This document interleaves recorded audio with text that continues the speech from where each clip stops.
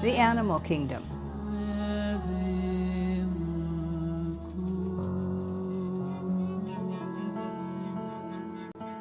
The question has been asked many times, how about animals? What part, if any, have they in the evolutionary scheme? It has been said that if they did not have a right to existence, God would not have commanded Noah to build the ark and save as many as he could from the destruction of the flood. Perhaps the following explanation regarding the presence of animal life on the planet Earth today and the responsibility vested in mankind to assist that life into its own natural beauty and perfection of expression will help in the solution of the vexing problem. Every form that is manifest in the third dimensional plane is an outpictured idea held in consciousness. Even physical beauty is merely externalized thought. In the first golden ages, when mankind chose to accept the responsibility of incarnation on the earth, the angelic, devic, and elemental kingdoms preceded mankind in order to prepare a place for them. These angelic, devic, and elemental forms were beautiful in the extreme, outpicturing the God image of each one's own archetype, which was held in the mind and heart of God himself. Even the repellent octopus of today was once a lovely golden miniature sun, its tentacles rays of iridescent light, and the oyster and the clam of today were once beautiful little fairy forms. These elementals were destined to journey with the mankind of earth, serving him, obedient to his every direction, throughout the long pilgrimage from eternity to eternity. There was no unpleasant or impure form on the earth before mankind came. When the first group of souls left the sun, they too outpictured the glory of their own electronic bodies, and the physical garments they wore externalized the God image which they remembered clearly in their consciousness. This was a time of great beauty, great happiness, and great peace. There was no veil between the inner presence and the outer mind, and constantly dwelling on the perfection of their own archetype or presence, absorbing its beauty with their physical sight, enjoying its presence with their feelings, the pliable substance of elemental life of which their bodies were composed, obediently manifested that divine image in man, woman, and child.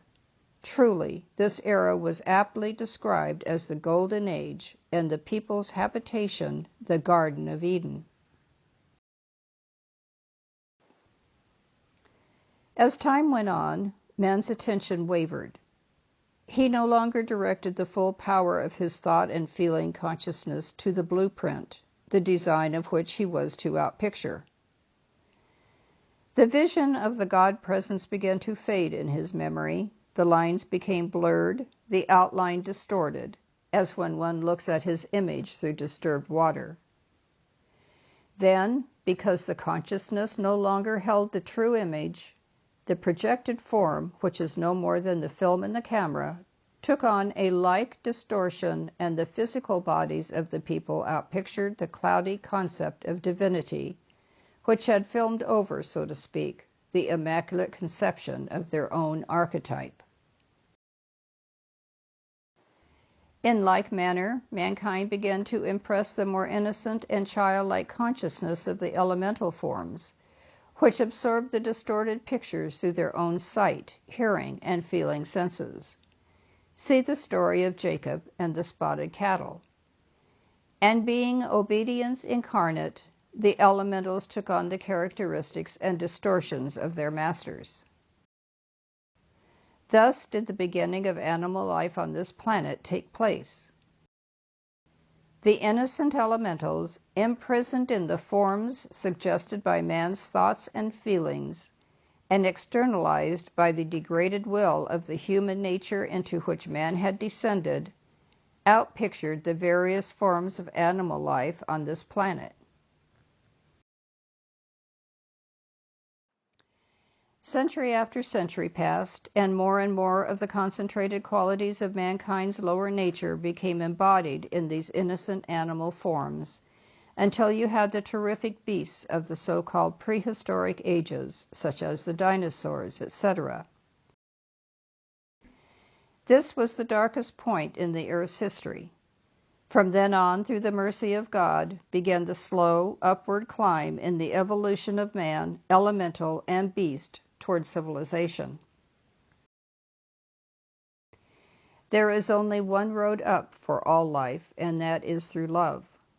Love is the primal essence, and the development and final attainment of this quality in the individual consciousness are the only means by which any expression of life can be set free.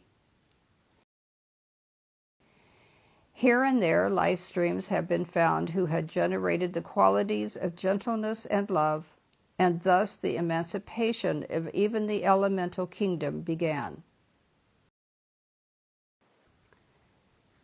Nevertheless, mankind in general is held responsible by cosmic law for the degradation and downfall of the elemental and animal kingdoms as they appear today. And before the blame for this blot on life can be lifted from the shoulders of mankind, some members of the race must be found with enough justice and charity in their hearts, coupled with balance and understanding, who are willing to love this life free.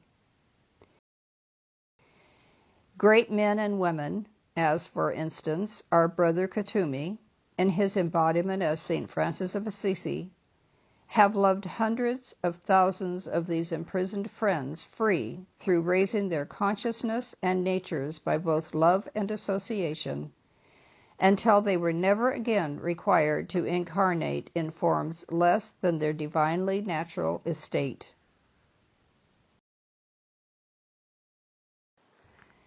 Some life streams are naturally suited to this service.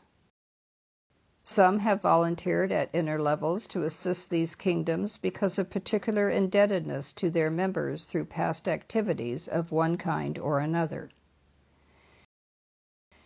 This does not mean that people should fly off at a tangent and generate undue sentiment regarding these creatures, but rather hold a steady, balanced, middle course aspiring to the harmlessness of the Holy Spirit in their relation to all life expressions, calling on the law of forgiveness for man's selfishness and ignorance, and through their knowledge of the sacred love of the sacred fire, bathing the planet with its teeming life expressions in the cosmic fiery consuming flame of freedom's love, thereby helping to raise this innocent life into its former state of freedom.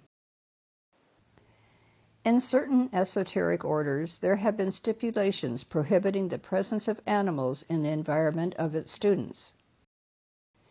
There were several reasons for this, one being that the neophyte was expected to devote his entire attention to his spiritual search. Therefore, his association with any form of life, even that of his own kind, was absolutely forbidden during his novitiate. Many people, therefore, prefer to eliminate as much as possible any presence, human or animal, which might adversely affect their own auras, failing to take into consideration the fact that the strength within their sphere of influence might be the leaven in the loaf of the lesser intelligence.